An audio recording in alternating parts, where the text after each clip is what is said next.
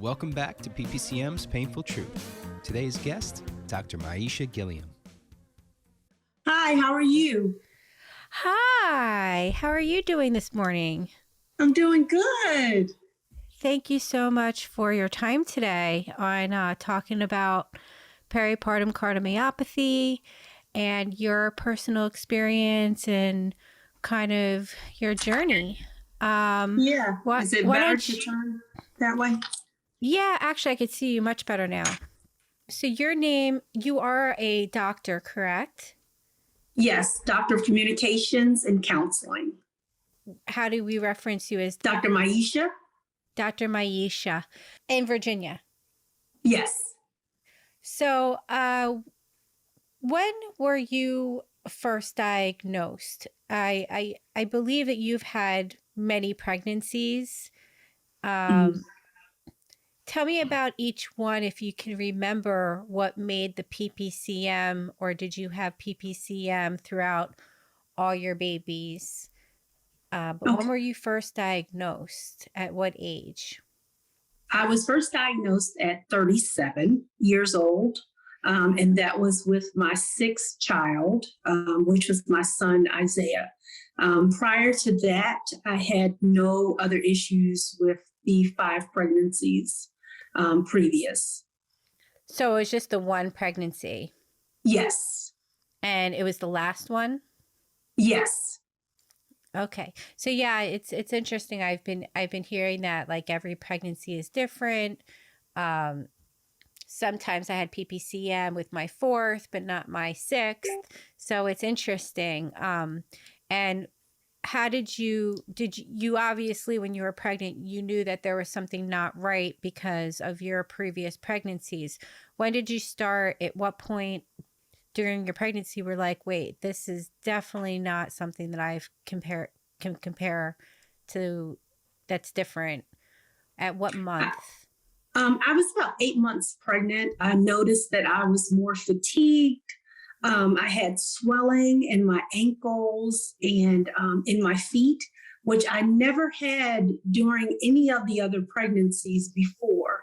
I had a lot of the heaviness in my chest, which the doctors were attributing and saying it was acid reflux. But I felt as though that wasn't what it was. It was a little different of a feeling for me. It was just awkward and uncomfortable. It wasn't necessarily like an acid reflux burning kind of feeling in my chest. It was more of a heaviness that I was feeling. Right. And it's like, I believe like with the heaviness, it's part of the fluid. Yeah. That's crushing the heart. Yes. So it's not necessarily, we always say it's not necessarily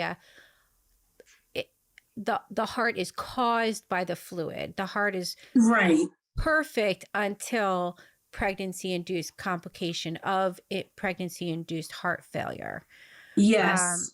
So you're 8 months pregnant. Have you been tested or diagnosed at that point? Well, of course, they usually will tell you have preeclampsia. And that is what they kept telling me. But that wasn't even picked up until I told them that I was getting headaches as well.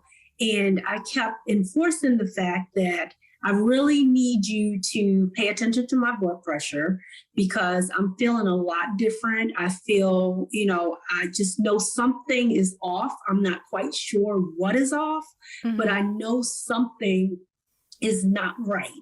And they kept pushing it off and telling me again that every pregnancy is different. And that because I was a nurse, I was being a little anal about things. And, I took offense to that because even though I am a nurse, we as women pay a lot of attention to our bodies and we know when something is not right. And, I just could not get that across to them enough for them to really pay significant attention to it. They did take my blood pressure a couple of times. And of course, they were like, different things will cause your blood pressure to elevate. And they kind of, Didn't Yeah, put they were much just not, emphasis. but they were brushing off your symptoms Yeah, because they were making assumptions without providing the only test that can determine your yeah, diagnosis of being peripartum cardiomyopathy, which is yeah, the and NT-proBNP test. And so exactly. at what point, when were you were when, at what point, who diagnosed you? Was it your birthing professionals? Was it the medical community in the ER?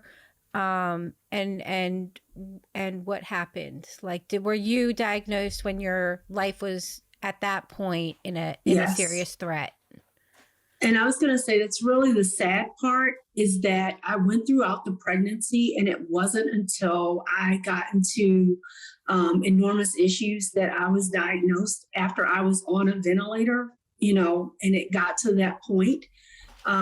They never told my husband anything, and we didn't even know that it was technically called peripartum cardiomyopathy until after I had awakened after the 3 days.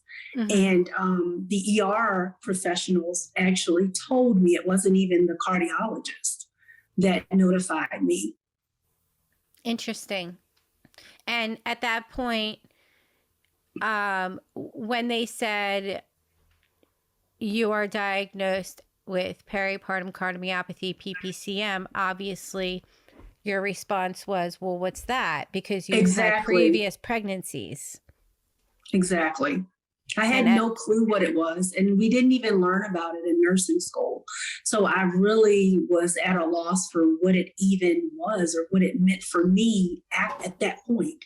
right. And that's all that this comes down to, is the proper education and training.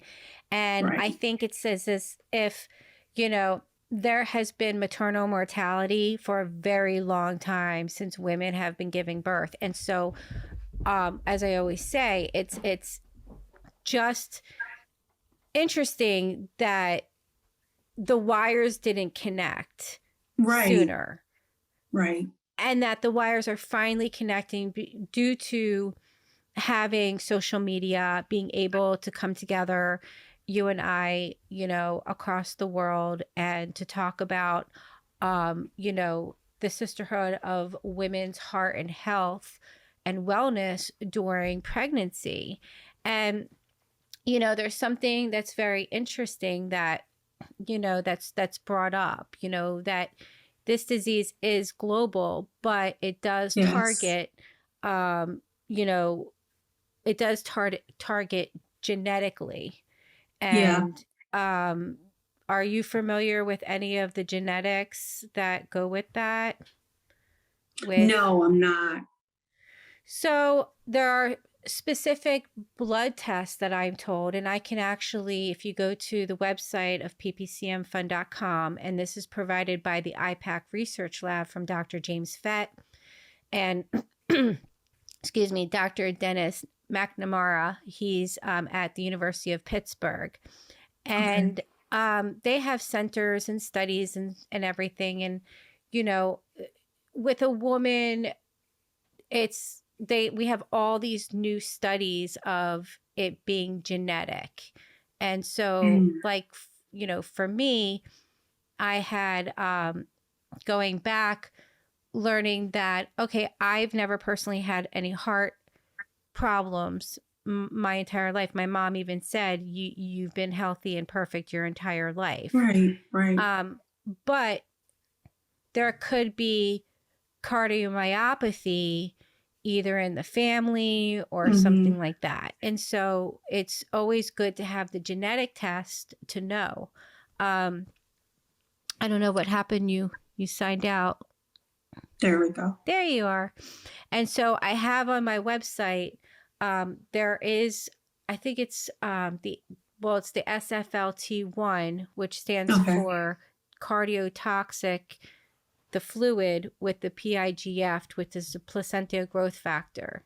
And this needs to happen during pregnancy for all women, but most definitely, Black African American women because it is genetic in African American community. They have a Okay. higher death rate, but it's all preventable. So with certain specific blood tests, for example, I'm Jewish, and when I'm pregnant, they gave us all those tests that come with being Jewish, like Oh, okay. specific tests. And, he came out fine, my son. And, Yeah. you have to have certain blood tests. The blood is so important during a pregnancy to know, Yes. because the NT-proBNP test is a simple blood test that literally, even after people get the test, after they basically, are discovered about the test, they don't actually follow through and know their number. Did you know your BNP test number? I sure did not. No. Did the people who diagnosed you with peripartum cardiomyopathy, they must have obviously provided you that blood test. Did they ever tell you your number? No. No, they did not. And one of the other sad things is that from talking to Dr. Fett, like you said, social media can be a wealth of knowledge, or can give you a wealth of knowledge. And from interacting with Dr. Fett, it wasn't until I actually talked with him in one of the PPCM groups that I found out that I should have had an MRI done as well. And Absolutely. I did not have an MRI done. My incident happened in 2012. And it wasn't until this year, with me really pressing and pushing the fact that I needed an MRI done, that I was able to get one done, which now has caused me to have to see an electrophysiologist and have an ablation completed, because they have nothing to make a comparison to and see they want to know if the size. anything changed. Exactly. Yeah. Because and that's so true. I mean, they're raising the standards, labs and testings for all pregnancies is a must. And I believe in, during pregnancy at some point, maybe even the first appointment, have some sort of a chest x-ray to know the size of the heart. This way, everything peaks after giving birth. Peripartum cardiomyopathy, everything exasperates and peaks after. So then this way they can do a chest x-ray and see, oh, her heart has enlarged or her heart has weakened. Let's give the proper treatment. There's definitely, as you as a nurse and, them kind of brushing you off and making you feel like your symptoms and conditions were, basically just what a woman should feel like during pregnancy. Right. And you having the experience, no, I know the difference. After you went back to them, and did you go back to them and tell them, do you know that of all the things that you said to me, here I'm at a life threat. I'm dying. Like my heart's being suffocated. Did you go back to them and tell them you were wrong? I have not had the opportunity to go back. I did go back to thank the people that helped me, but I have never gone back to actually confront the doctors in the doctor's office, because I was under the care of I was under critical care watch. I went to the Nelson Clinic, which was a high risk clinic. So, it wasn't until I just really cut up in the clinic that they sent me over to deliver immediately. I got to the point where at my last visit, I refused to leave the office because I felt like my blood pressure was up and nobody was listening to me. And so I even thought they were going to call security on me, because I was like, I'm not leaving because something is wrong. I'm not leaving. And at that point, that's when they checked my blood pressure, and my blood pressure was through the roof. And then I had to go deliver immediately. I had to receive magnesium because they were afraid that I was going to have a stroke. And all kinds of other things took place that could have been prevented during that birthing process, to make that a much happier event for me. And then afterwards, no monitoring, no, just minimizing everything. Just everything was so minimal to everybody. And that just caught me by surprise because we only get one heart, and not to take that as seriously as somebody is telling you something's wrong, not to investigate, not to do the testing like you're saying. It saddens me because it increases our mortality rate, and these things can be prevented. Right. And it's a hardship for all of us because so many have suffered and are not with us today. The same wasn't listened to because the proper standard testings are not mandatory. FDA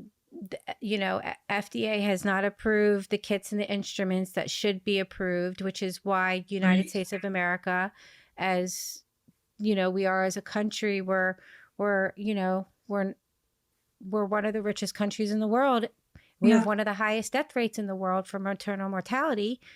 Only due to lack of education, awareness, the NT-proBNP test, which 100%, why is that not mandatory? It's been known. It's not a hidden blood test, but nobody knows to ask for it. Because they're not educated and it's not provided. And if it's the only test to determine, like you said, there are preventions, but there has to be a diagnosis to have treatment. So without diagnosis, there's no treatment. And this is where our fight is. And I feel like, just as you were saying about everything is minimized and that we only have one heart and our hearts are precious. And here we give life, and then we have to worry about our life not being there for a life that we just provided. I mean, it's very careless is the word it is. that that resonates in my head, because you probably continue educating and spreading the awareness, and it's not connecting once they receive the information. It's almost as if like one ear and out the other, Right, exactly. And nothing's really done. Not in the definitely I've not in the United States. I've over 2,000 birthing professionals, and the unwillingness to be informed. I don't know where education all of a sudden became scary or became fearful if it's so clear with a simple blood test. So how old is your PPCM baby now? He's 9 years old. Okay. He is 9 years old.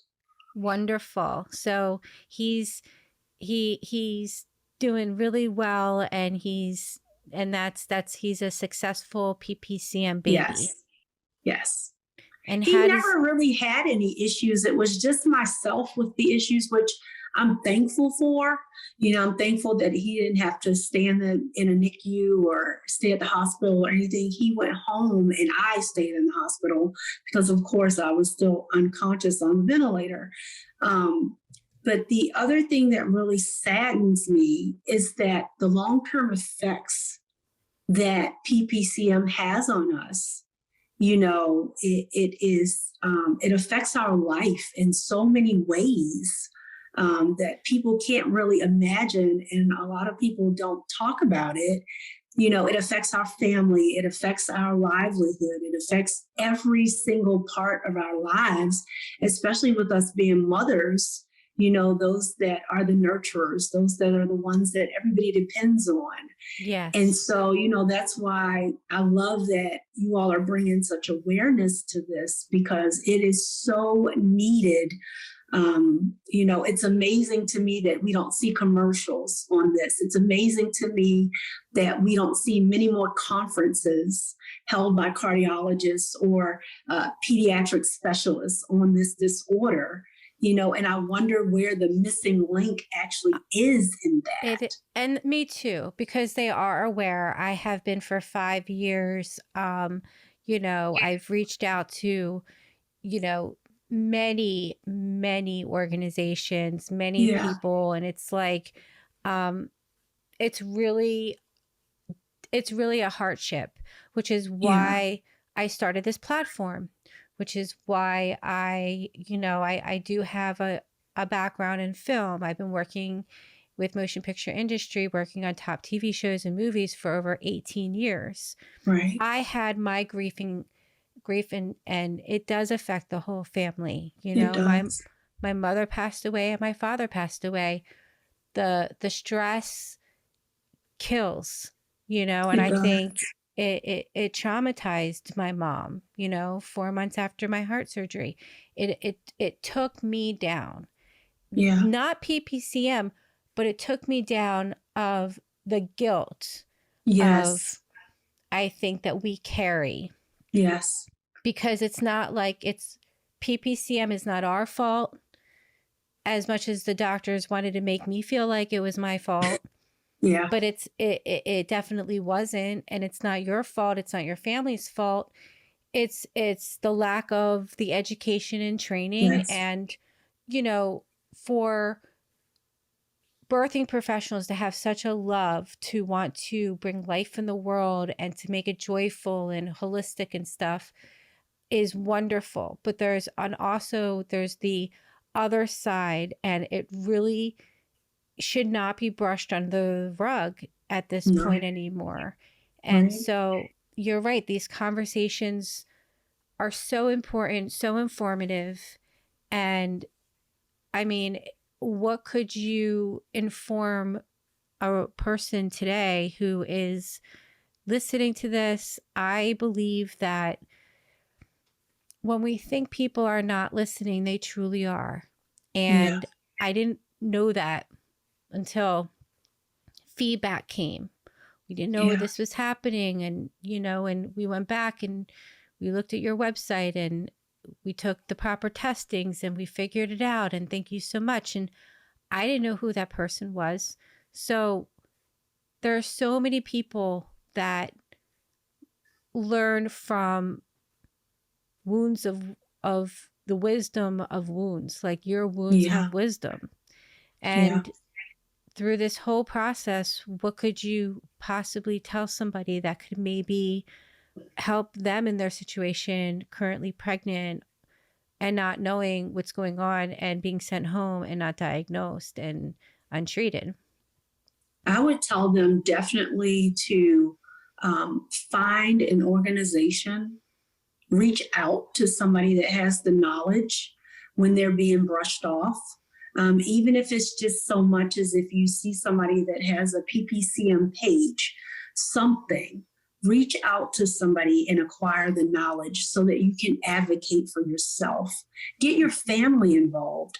Have your family, your husband, to advocate for you. Your children, if you're not married, have them to advocate and stand in the gap for you, just to be that reinforcement so that they know that it's serious what you're feeling, so they know that they must do the testing. And even if you have to, go to the chief people at the hospital, talk to those people that are in leadership and let them know that this is something that continues to be overlooked. They need to look at the statistics. They need to, look at the different studies that are being done. And they really need to update themselves on their knowledge, especially many of our cardiologists. I know. I said, just throw the old handbook away. Forerunners of this. They should be the forerunners in partnership with, the obstetrics team and people like that. They should be the ones that are leading this fight, And yes, my doctor, Dr. Carol Watson at UCLA in Women's Heart Health Center. Yes. I went to her after my diagnosis, when I had my cardiac arrests and death and the defibrillator, and she saved my Yeah. life again after the first round death 18 Yeah. months later. And she could not believe what I was telling her. And when I woke up and our conversation, and she listened to me, and she understood my struggle, that even when I was saying, I'm dying, I need this out of me, because it was, Yeah. and she told me my heart was blue black when she pulled the wire out, started to pump blood. When I educated her about what happened from Wow. the time that I was pregnant, and she wanted to know what is going on, that she has now collaborated cardiology with gynecology at Wow. UCLA in California. And Yes. she said it's huge now. Great fundraisers, great support. And she said, you played a very big part of Yes. this. So what she did is she took the information of my experience, knew that there was definitely a need in care, and she is part of Women's Heart Health, Heart Center. So we just need like a million hers all over the world Yes. Yes. Exactly. that could literally, save humanity from, suffering, because it's preventable. Yes. And you're Yes. right. I hear self-advocacy is the number one advice, because we do know our bodies. We know what makes us happy, not happy. We know when we feel Yes. off, and listening to ourselves, whether nobody else is listening to us, is, makes, is a strong woman, Yeah. not just taking someone's word for it, but knowing when you feel, just like your body's failing. Yeah. And your body tells you when something's wrong.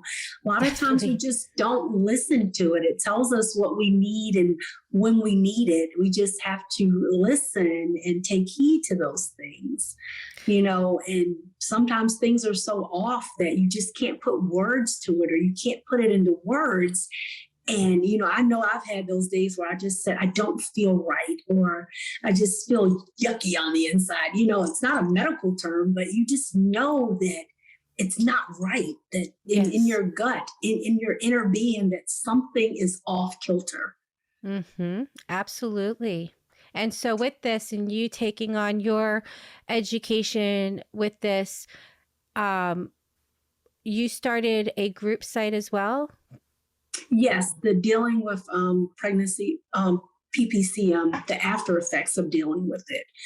Basically, the anxiety, the fears that we go through, the having to overcome the family challenges of, I may be having an elevated heart rate, but I still, as a mom, have to get my son to the bus stop in the morning. Life doesn't stop. I still have to work. I still have to carry out my daily routine. Even though these after effects are there. How do I deal with that? How do I cope with these different things? How do I piece together the psychiatric portion and the trauma and all of these things that are happening with the physical things that are going on, and just figuring those things out. Yes. And on your group site, I noticed that you just mentioned about mental health, which is so, like, I believe in mental health so much. I mean, Yes. I took it all the way. I went to school for almost 8 years. I got my master's in social work, Okay. because I always have. My undergrad, I've always believed in mental health. I understand mental health. I understand that it's a disease like diabetes, and you need your Yes. insulin. I Yes. understand the fluid in the brain. I understand when you need a neurological, like, just kind of testing. It doesn't mean that there's something wrong with you. It just means that Exactly. you're just a little, the fluid maybe dripped a little to the right or to the left. Exactly. and you can't chemically do that for yourself. And so, you know, I know people struggle with, oh, I don't want to be on medication and I don't want to, you know, it's not about that. It's, you have to like get that perception of, again, knowledge and education should not be fearful. The fact that we have medication to balance ourselves is a blessing, you know? Yes. And I was saying, somebody said, well, I don't want to go on it. I don't want to stay on it. Well, if it works, why not? And that is also what I've noticed about with women. They're so depressed, so sad, fearful, scared.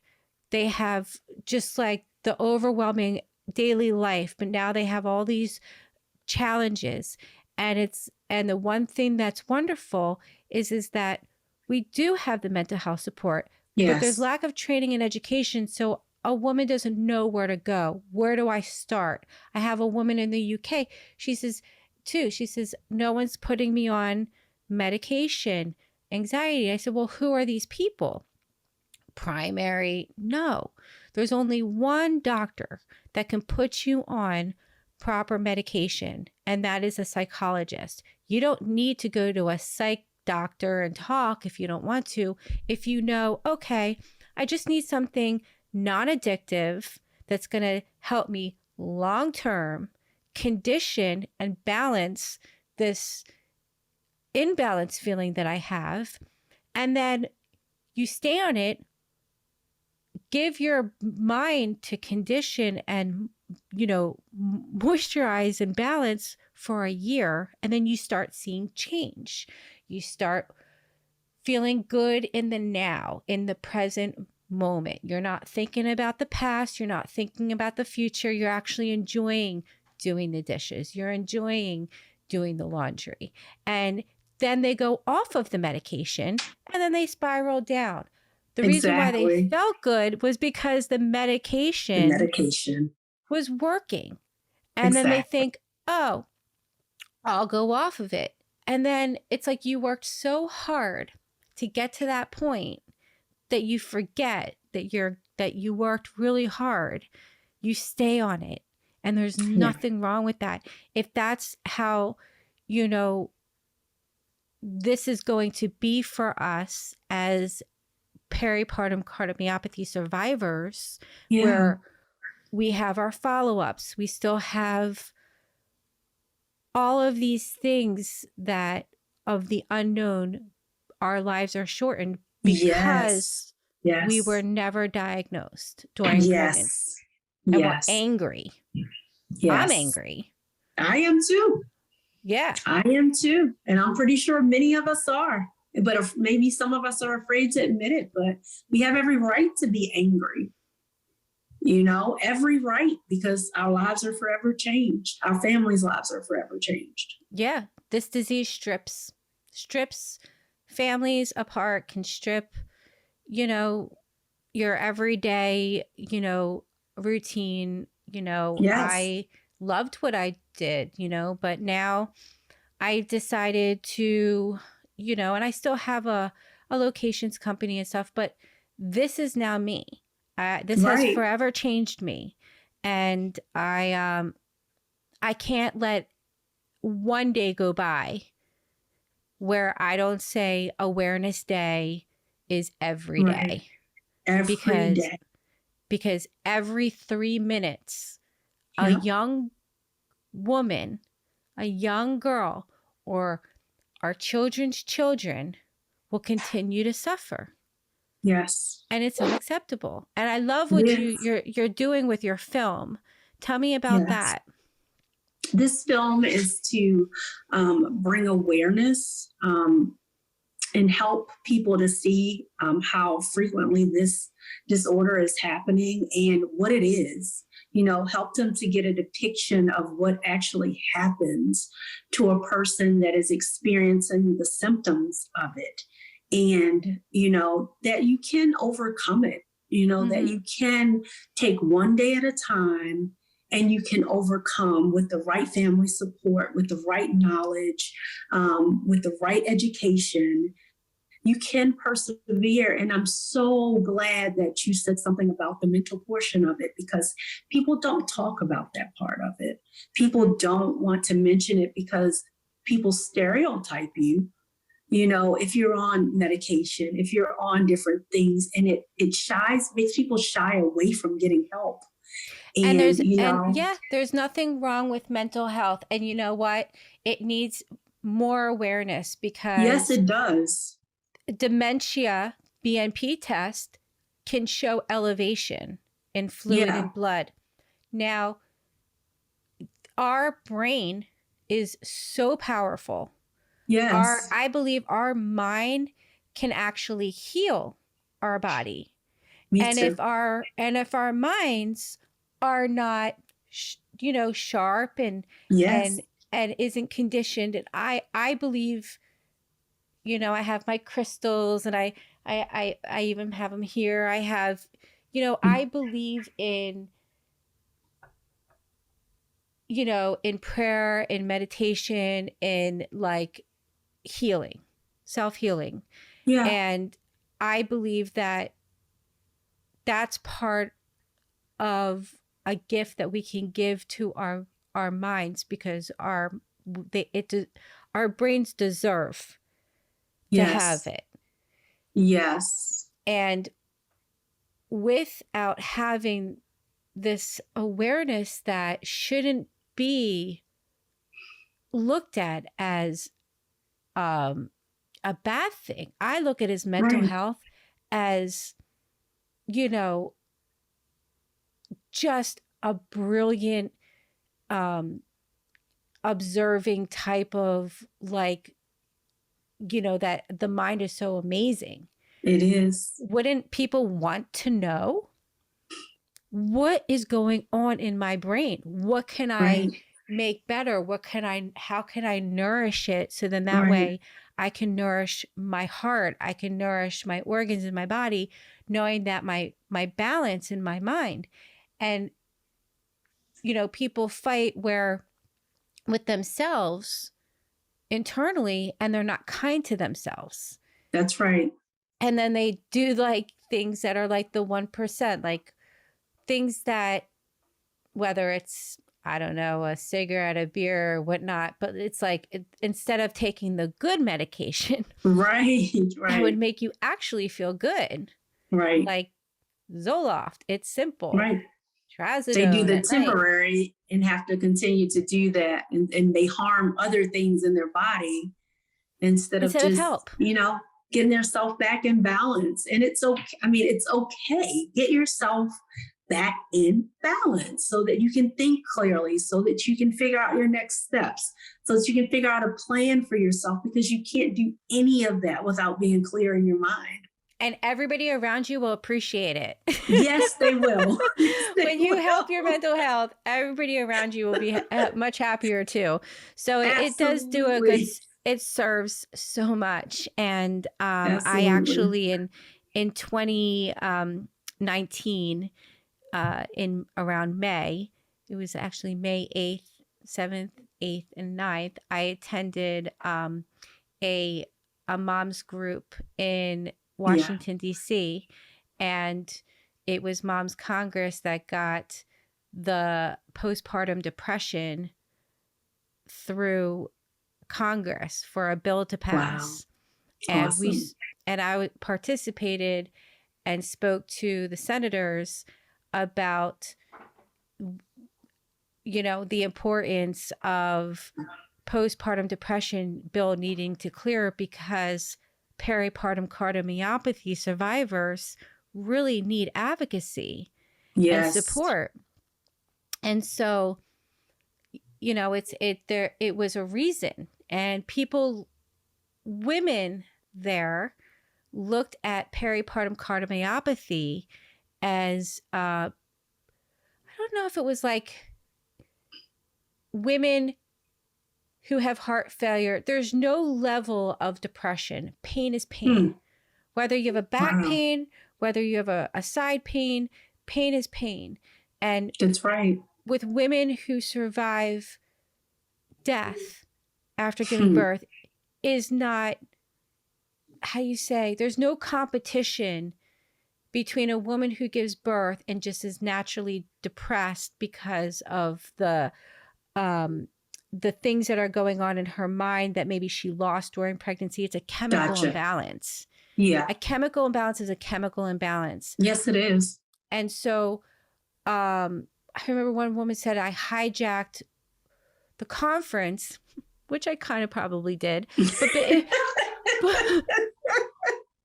But it was because I was trying to give a really good example on why this bill needed to pass. Right. And I'm a Jersey girl. Can't take the jersey. You can take the jersey girl out of Jersey, but you can't take the jersey out of the girl. I grabbed the microphone and I explained that postpartum depression, and mental health is just as important as any part in our body. And there is nothing wrong or shameful or to be embarrassed about.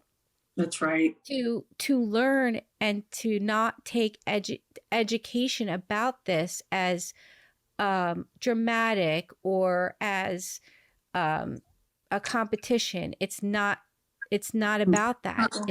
It's about education and training.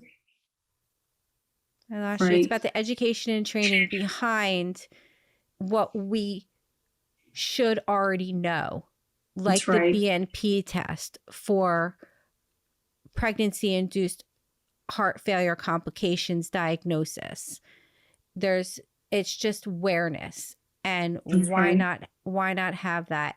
And I feel that when women don't know where to go to get mental health and they don't know how they can pay for it, and then they say, well, I can't, even if I have the resources, how would I pay out of pocket because I don't have the proper. There are ways to go about getting the mental health and the medication if you go through the proper channels, and they don't educate this. And you do have to start at, like I mentioned to you, Virtua has an amazing mental health. They even have where you don't have to go into the office. Yeah. They do Zoom. Mm-hmm. And then they prescribe you, they monitor you. They make it very easy. That's wonderful. So if women don't know where to go, you ask for the psychologist, not the psychiatrist. Mm-hmm. Mm-hmm. And you tell them, I have been through some serious trauma. My body, my heart.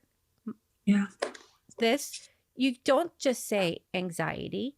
You don't have just anxiety. When you said that the other day, no, you don't. You have terrors. Like what you went through was traumatic. Yeah. And that's what you have to say. And you tell them, this is what I need. Because what we talk about is self-advocacy. That's right. And this goes through not just advocating for our families and our children. And when you know something's off and like you say, and I feel like I really feel like I could use a little bit of more energy and more of a happy pill. Yeah. Yeah. A little bit, just to kind of maybe just give me just that little something, that's okay to ask for. And that will take, you have to give yourself time. As we always say, you have to give yourself a full year. It takes a full year for surgery to heal. Yeah.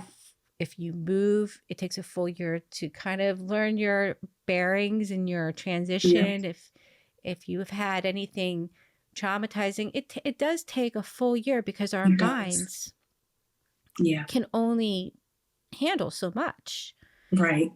And so having that awareness and going and taking the steps through the process of also mental health recovery is it's a gift. I mean, we didn't have it in the 1400s. We didn't have it in the 1800s. I don't think we even had it that much in the 1900s. No. So really, this is all very new. Mental health is new. Peripartum cardiomyopathy is the we're like the baby boomers of bringing this to light in 2022. And does your film, what is the name of your film? The name of the film is Miracles of Life, and it is in compilation with the book, Miracles of Life, How I Survived the Silent Killer. And I'm just excited about it. I'm excited, and I want to provide resources and, direct people where to go. After the credits roll, I want to make sure that there's resources provided to people. I don't want people to walk away and not know how to reach out to somebody or how to get help or how to get someone to help to advocate for them. Absolutely. That is one of the most important things to me, is to make sure that they have a place and a resource after. Yeah. And that's where I think my focus and goal is as well. I think we have the same mission where what we expect to see more of. And, I always say, gosh, I'm one woman, but you know what? You're one woman, and we can make a difference. Right. I really do believe this. I believe that, I can't do it on my own, and nor do I want to, but I have been this far. Everybody, like you say, minimizes this. And it's a lot. There should be more hands on deck, and there aren't. There should be more people interested, and they're just not. They say, oh, it's not common, when that's not true, which is why we're showing proof. That this is no, it's not rare. It's just rare not to have any awareness. Right. And it's so misdiagnosed. And the statistics, I say is every video, like every interview, the statistics make absolutely no sense, because if you're not given the diagnosis and you're not provided the proper screening, labs, and testing, how can you make an assumption? Exactly. I mean, they say, 2,000 cases, so of. Right. I mean, like, if you gave the testing, if you gave the BMP test and it was standard, that would be one thing. But no, telling me that the grass is blue and the sky is green does not apply in my, it's insulting to, I believe, all women. Are our intelligence. And how many women that were just diagnosed with preeclampsia actually fell into the realm of PPCM that they didn't test, like you're saying? Yeah, and the women at the preeclampsia group site, you can't talk to them because they listen to their doctors, but their doctors don't know. Exactly. It's so sad. I don't even go on that group site, because if I do, I'll be let me throw it in there. I don't know your BNP, putting it out there. But you can lead a horse to water, but you can't make them drink it. This other birth, I put on my Facebook a post. I couldn't believe it. It was that pregnancy specialist that has pregnancy complications where the fluid is going up into her knee. And I told her about the test, and she told me that I was scaring her. She didn't want to be informed, and basically to F off. And I was like, really? Yeah. And she's a birthing professional. Wow. And cares for other women. And 1 out of 3 it's like, even if you're, I don't know, it's the wheelhouse of not understand the seriousness of this disease is mind-boggling. And we need women that are younger to be educated, and the demographics are too high. It's above women are above 50 that are interested. This is a young woman healthy disease. So how do we get young women to listen if their doctors are not going to provide the test? So we come together and we come up with great ideas. That's what we Yes. do. Yes. And we try to think of fight, and fight again. our fight is to be heard. Yes. That's our fight. We are Yes. warriors that believe in this mission for this pregnancy movement, Yes. and we will make waves. Yes. There will be waves. I mean, we're doing it now, and a lot of people will see this video, and we will continue. We should probably do another follow-up interview on how your film is coming along and where we can watch it. Yes. Do you have any idea on I'm the hoping timeline? that it'll be done in March, so that way it can go through the film festival circuit. Absolutely. And then we can try to do like a premiere of it. So I'm really, really hoping, I'm trying to line things up for after, but I'm just excited about it and excited to be given the opportunity to even be able to spread some awareness on it. Absolutely. Well, you have our support, PPCM Fund, with your film and support, and you just, let me know, communicate, and, we need to lift each other up in this disease, because the awareness is what it takes for this to actually have real change. So, and we may even need to connect our cardiologist. My cardiologist, he's not a PPCM specialist, and I don't know what his knowledge is of it, because when he treats me, he basically just treats the heart issue and not the PPCM. But I would love for him to acquire that specific knowledge when it comes to that, because I'm pretty sure I'm not the only patient that he sees that has experienced this. I think he would be very interested in the Zoom meetings that they have. Okay. They collaborate with gynecology once a month, cardiology, and it's a group. And excuse me, heart failure. I still have this tickle. It's basically the way I approached it to my doctor, and my advice was on how doctors need to collaborate. That this is a collaboration. This is, not just the belly button down baby and the belly button up is cardiology. This is a pregnancy-induced complication. Exactly. And so when I visualized that to her, almost like in a visual Venn diagram, like, here's my experience, be a sociological observer and understand that there is a huge concern here that needs to be addressed. And as a survivor, we can only do so much.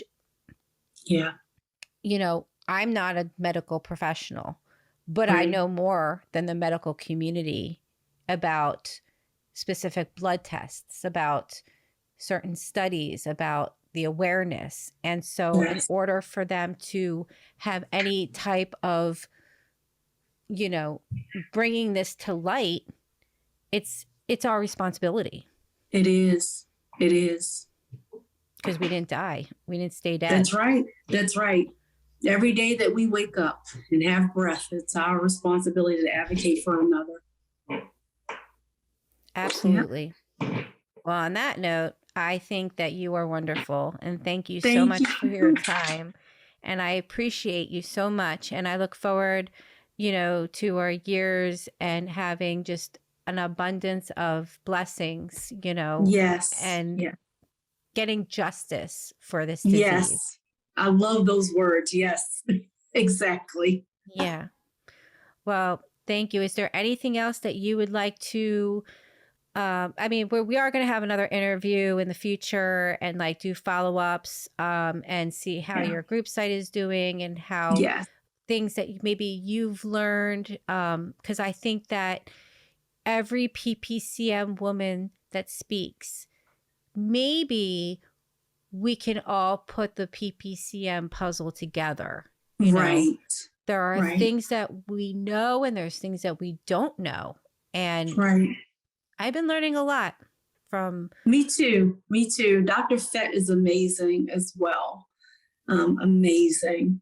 And so I will keep you posted on my ablation journey. I go to have that procedure done. So I've been kind of chronicling the events that are going to lead up to that. And when is that So I'll procedure? keep you posted on that as well. On the 18th, the ablation, I have to have a cardiac ablation done. Yeah, well, because of the arrhythmias that are going on. So they're trying to redirect the electrical system of the heart to prevent the elevations in heart rate. and that is on this month? The 18th. Okay, so January 18th, 2022. January the 18th. And so are you on heart meds for that? I'm taking metoprolol for that. Okay. They increased the dosage of it. But it is I'm still having breakthrough elevations in the heart rate with simple walking, which I did not have before. So.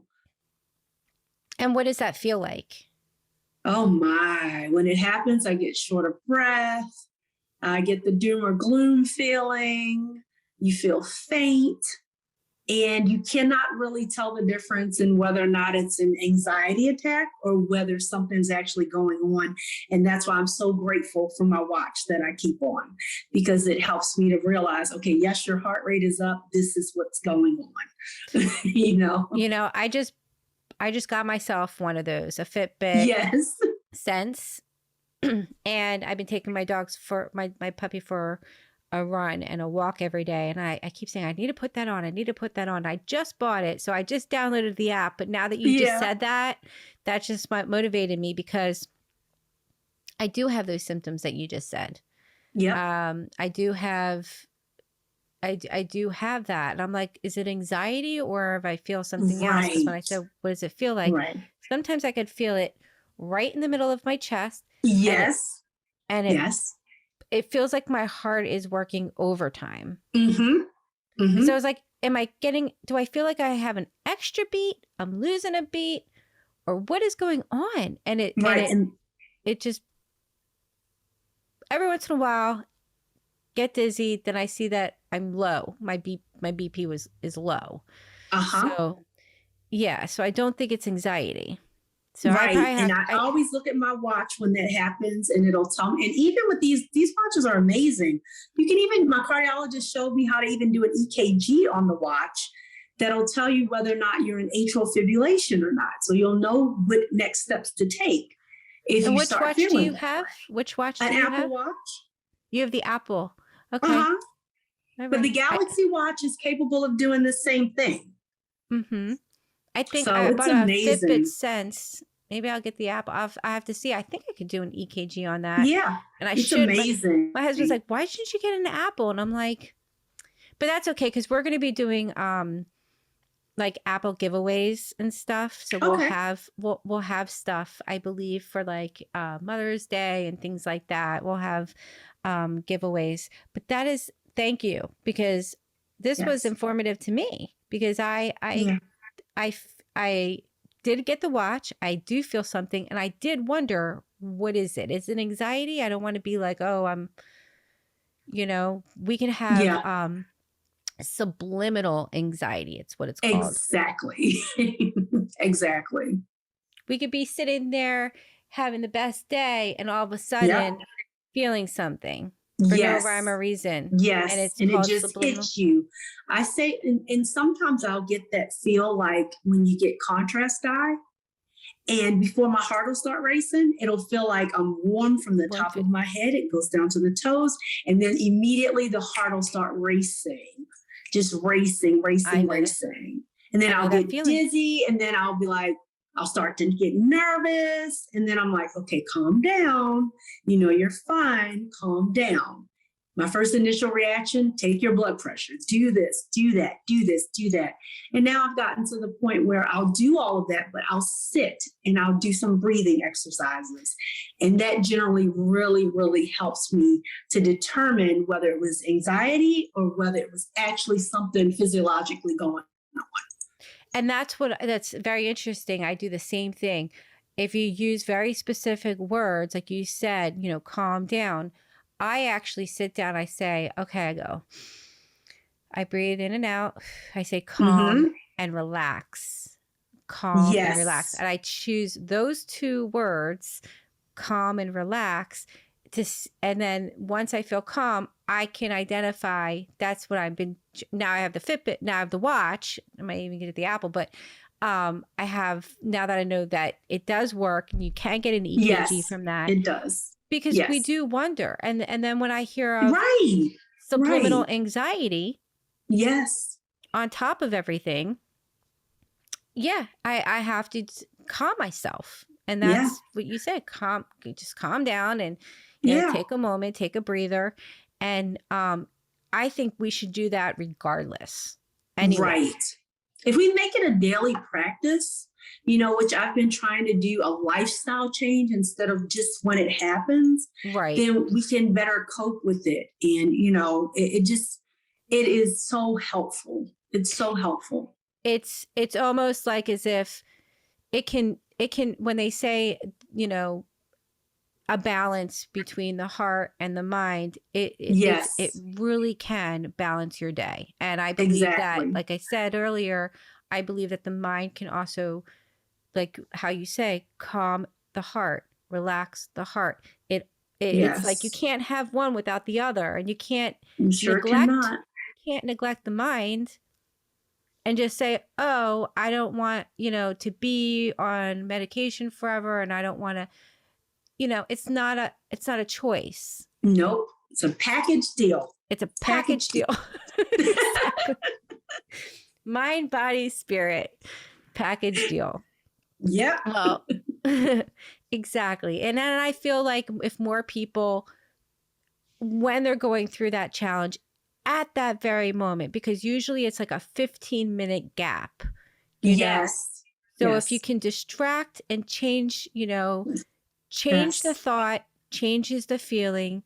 If you change, even if it's a simple putting in, I sometimes like to listen to the piano. So I like piano guys and Pandora. So I'll listen to piano in my ears because it doesn't have words. And I just want to just think. Right. But I Sometimes don't want to those listen words to are too much. You just need the music. I love Fair Elise. I love listening to that. That is like my comfort piano music. So me too. I love it. I walk my dog listening to piano. I mean, and just, on it's Baby Mozart on Pandora, and I listen to that as well.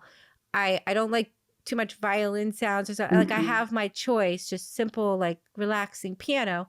But for me, I'm able to like calm the waves that are like rushing over me inside and just kind of like making like it, my energy clear so I can like see my next goal, Absolutely. Because if you got so much coming at you mentally, it's almost as if you have to, at that moment, for that 15 minutes where you feel like whatever anxiety or fear or whatever it is that's taken over at that moment, it's almost like you owe it to yourself to say, put a stop sign in front of your mind, and gain some self-care, exactly, self-care control. And I feel like it's easier said than done. Yeah. And I understand that as well. Yeah. But at time of gloom and doom, one has to try. Yeah, you have to. And I don't think we're saying it's easy. I think we're just saying, just try, just change your thoughts on it. Just put the effort forth. Yeah. Be kind to yourself. Be your own best friend. Yeah. Be kind. Yeah. And that's kind of after going through something like this and having such a traumatic experience through this awful disease. Yes. Each woman is worthy to know that whatever they're feeling is normal. If they're feeling crazy, that's normal. If they're angry, that's normal. If they're whatever they're feeling is normal. Right. But also keep it healthy. Don't let that destroy and that's where I think my fight is. Like, I was getting so frustrated that I felt like, birthing professionals like doula midwives were calling me spam, and, people weren't taking this seriously, and they were making me feel like, and I'm going on now 5 years, and I've been yelled at for educating. I've been called names, and it's like, really, it's the same fight that I've had since I was pregnant. I just, it's just for people to listen. And more importantly, listen to, consult your intuition first, listen to yourself. And for me, I built a wall up of, it's not about you. It's not even about me, because I have the awareness. It's about our children's children. That's right. That's right. It's about my daughter, who's the future, Absolutely. who needs to know about this testing. Absolutely. It's about my son who marries a girl. Exactly. The men suffer so much. It's not either way. It's not acceptable. Right. And every woman has every right to feel, but not let them take that over themselves. Not let that guilt or that fear or that anger change them so much where their life gets more shredded. That's when you have to do self-care. And we were talking about that on your group site. And I thought, well, this is, I don't remember who it was, but I remember it was just like, I had to chime in. Yeah. Because the actual post said, I don't want to be on this forever. Well, if it works, then why not? I say, if it's not broke, don't fix it. Stay on it. Let it help you live a productive life and do what you need to do for yourself and your family so you can be happy. Nobody wants to walk around feeling doom and gloom all the time. No. And really, when people are saying that they are struggling, but they're not helping, that's when it's like, okay, there needs to be advocacy. Right. Somebody needs to say, you have been through this. This is what we need to do for you. This is there needs to be more assertive awareness with conditioning a depression. Yes, it does. And maybe we can do something in the future about that can maybe help an individual, feel like at this point, it's not just about a medical community. It's about self-advocacy that we talk about. Self-care, self-advocacy. And, I think we're on the same page with how our journey is going to kind of, travel in process of this pregnancy movement. And I look forward to, definitely working with you and coming up with ideas and applying them and making them create other real change. Because honestly, when the new studies come out, that's when, our what we do in spreading the awareness, that's when it's really going to need our footwork. Yes, I will be there, hands and feet. Gandhi said, be the change you want to see. And I feel good because I think we're doing that. I think we are really, really trying our hardest and advocating and doing that. Yep. So, and our words will be heard and lives will be saved, and people do listen, and the ones that don't, that's okay too. I mean, I can't save them all. That's right. So, we'll try, Rome but wasn't we can't. built in a day. Nope.